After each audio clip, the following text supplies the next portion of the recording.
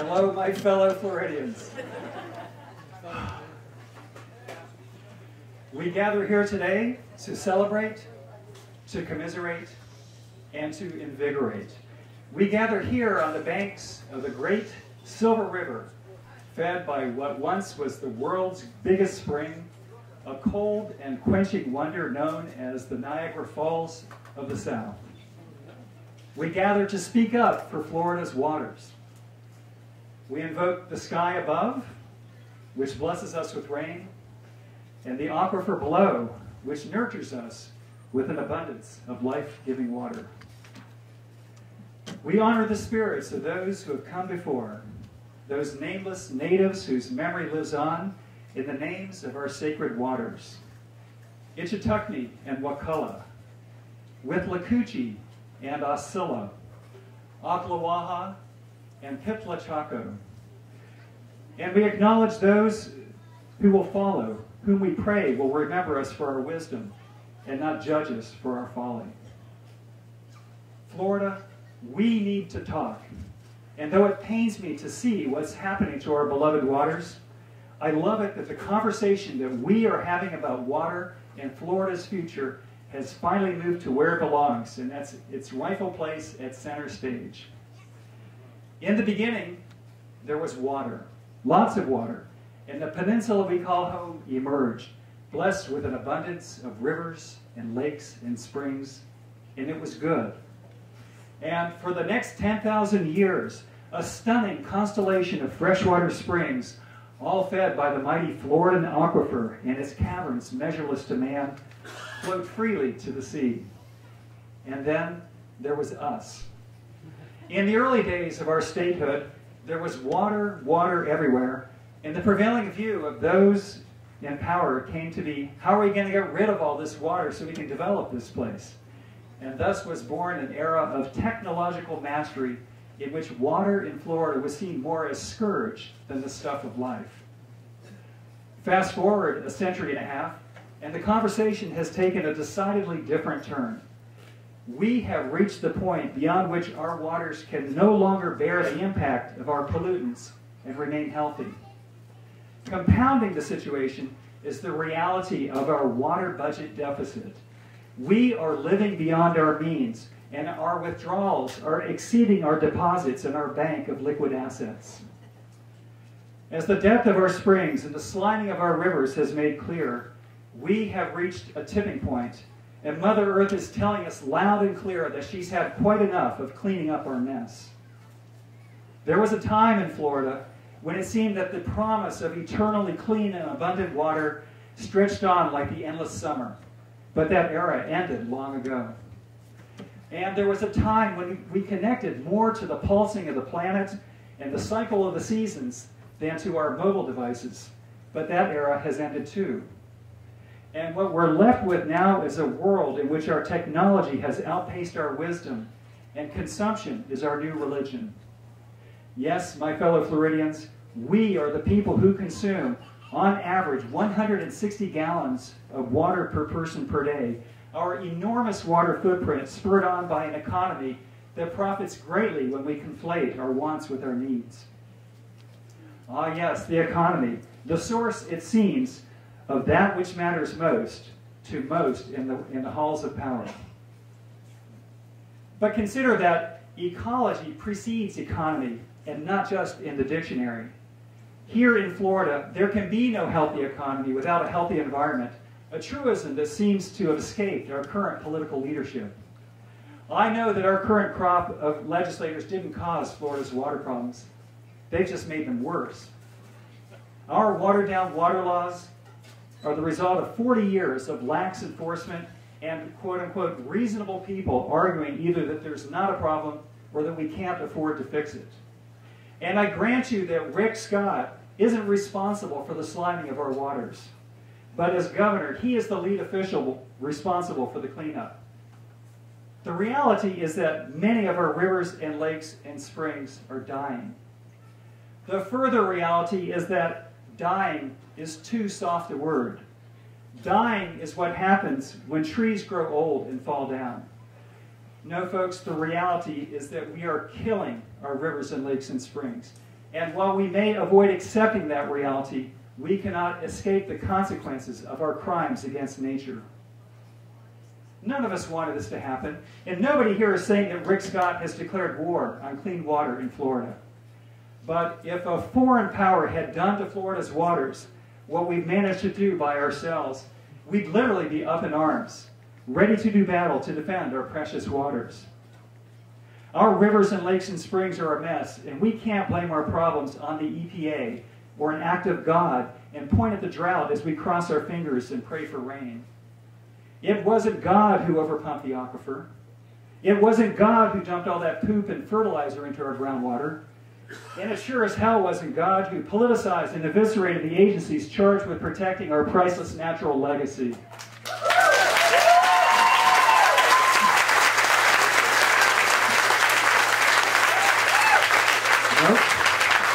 No, folks, that would be we the people, and the people we elected, who are responsible for this mess.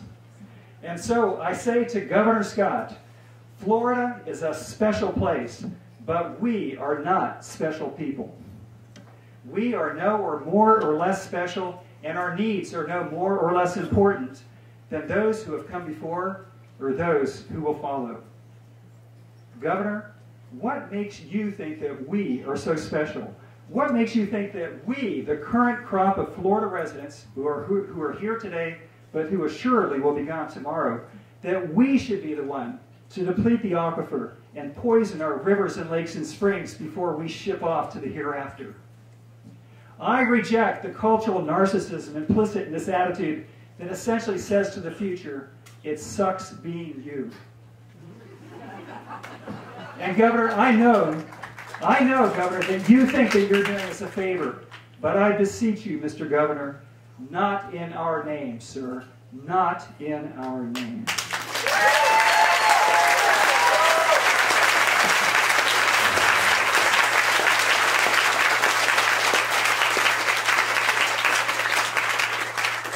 We need a new way of thinking about water here in Florida. The Florida that we say we love will no longer be a place our children's children will want to live or work or play.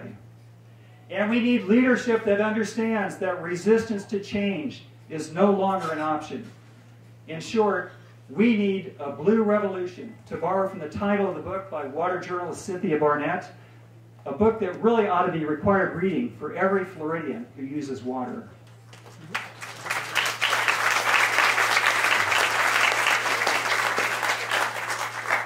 We need our conservative governor to affirm by word and by deed that conserve is not a four-letter word.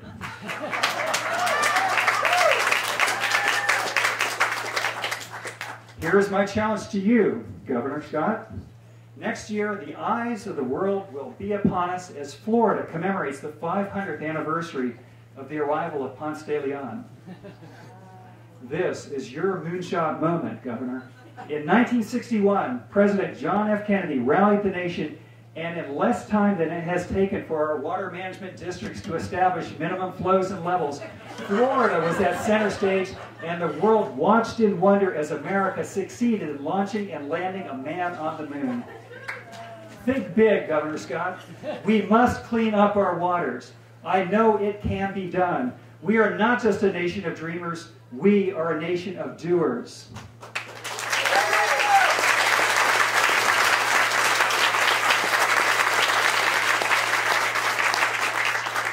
Our rivers and lakes and springs are world-class treasures deserving of world-class protection. I urge you, Governor, to work with the bipartisan leadership of the Florida Conservation Coalition to create and promote a comprehensive package of legislation that will ensure that Florida will one day be able to reclaim its rightful stature as a place whose natural abundance and clean waters is once again its calling card to the nation and to the world. And I suggest that you call this visionary piece of leadership the Fountains of Youth Florida Springs Restoration Act of 2013.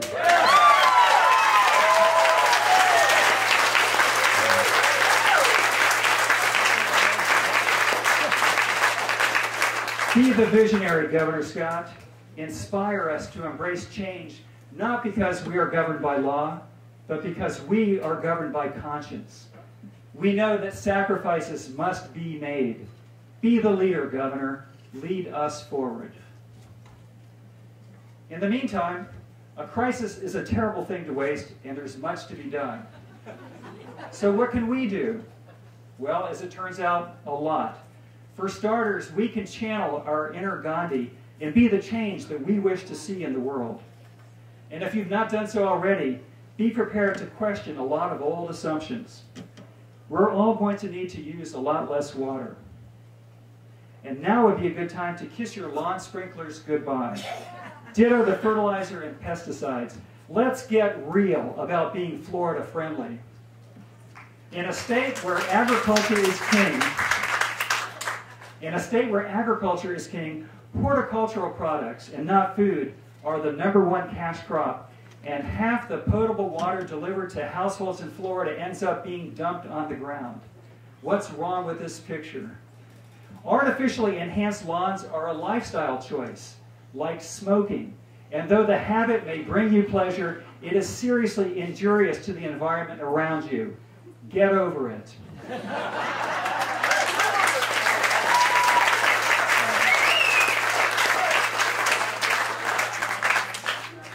There has not only been a crisis in water management in Florida, there has been a crisis of civic engagement. I salute all of you for coming to the rally today, and I urge you to encourage your friends and neighbors and colleagues in schools and faith communities to get involved and speak up for clean water. Water is a hot topic in the news right now, and letters to the editor remain a viable way of reaching a broader audience. There's an impressive array of nonprofits here today, and I know that many of you will return home armed with new knowledge and new energy and new focus. And part of your focus may be to wonder why, if the protection of Florida's natural resources is enshrined in our state constitution, why do we need a water rally to remind those who call themselves our leaders to just do their jobs?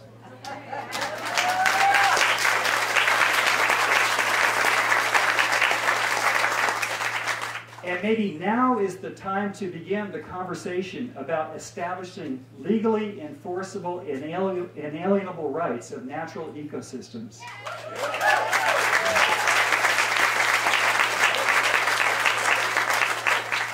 And in our conversation with those who call themselves our leaders, we will need to keep up the pressure. For the forces aligned against the cause of clean and abundant water are many, and their pockets are deep. The St. Johns River Water Management District tepidly asks us to cut back. But for what? So that there will be enough water for the Canadian billionaire and his 30,000 thirsty cows next door? What's wrong with this picture? I see nothing in the statutes to suggest that the water management districts must approve every consumptive use permit application that comes their way. But they act like they think they're not doing their jobs if they vote to conserve our resources. What's wrong with this picture? The Swanee River Water Management District issues a water shortage order that allows golf courses to continue irrigating 7 days a week, even as a record number of springs lay dead and dying, and now municipal water wells in Cedar Key have gone salty, and they have no idea how much water their big ag users are actually pumping. What's wrong with this picture? They hand out consumptive use permits like there's no tomorrow. But, in fact, there will be tomorrow. And if tomorrow is to be a better day for Florida's waters, we need water managers who will grow a spine before sunrise.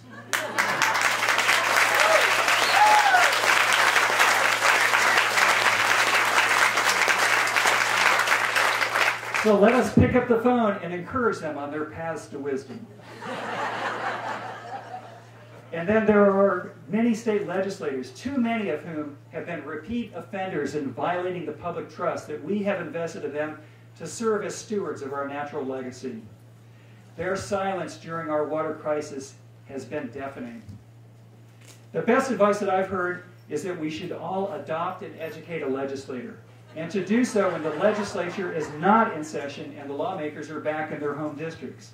Explain to your legislators and to your local officials that this is a new age and that we need leadership grounded in the reality of life on a finite planet. Challenge our elected leaders to be clean water champions. Tell them that they can either get out in front of this parade or prepare to get run over by it.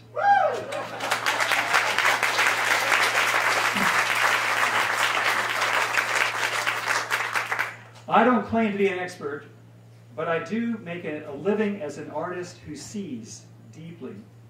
And from where I stand, what I see is that the mightiest river in Florida is now the river of denial that runs through Tallahassee.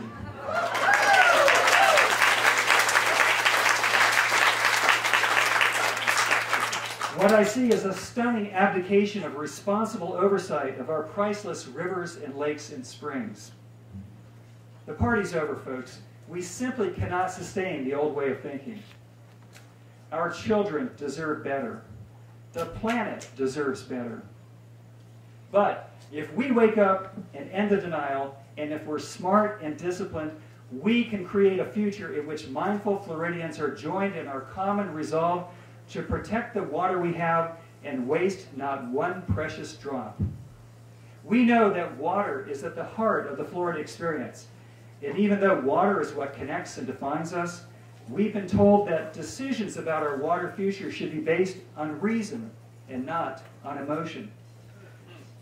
We know that the scientific and technical reasons for denying the Amnesia Springs Ranch Permit application are sound, and the threat to Silver Springs, and by extension to all of our sacred waters, are frightening and real. But let me speak for a moment about the role of emotion in this debate, for I believe that this point is central to sustaining us for the long haul. It's my job as an artist not just to see, but to feel. And I believe that feeling has largely been missing from the discussion about water in Florida's future. When I fell in love with Ichitucknee Springs all those many years ago, I was blown away by this gift of beauty beyond measure. And I kid you not when I tell you that my tears of joy mixed freely with this endless bounty of life-giving water flowing onward to the sea. But in recent years, my tears of wonder and gratitude have given way to tears of anguish and confusion. Where once I swam through crystalline waters of impossible beauty, carried along on an emerald carpet of dancing eelgrass, those same grasses are now either dead and gone, or covered with a thick sludge of disgusting algae, and the diminished flow of water is cloudy and dull. I have stood on the banks of the Ichitucknee, and I have grieved for my loss, our loss, as I consider with each passing year that my collection of Springs photographs seems less a reflection of the real Florida than a catalog of what once was. I stand before you, a man on fire, and I tell you that my tears have not doused the flames of my passion, but rather they have fired the strength of my resolve. Embrace your pain. This is my advice to you. Trust that your pain is an accurate barometer of the pain of the earth. We are creatures of spirit, and we crave spirit connection with these sacred waters that sustain us, body and soul. In the world, according to those who neither speak nor understand this language of the heart, spirit connection with place is an externality that has no place in their economic equation. But you must remember this. Our hearts are deeper than their pockets.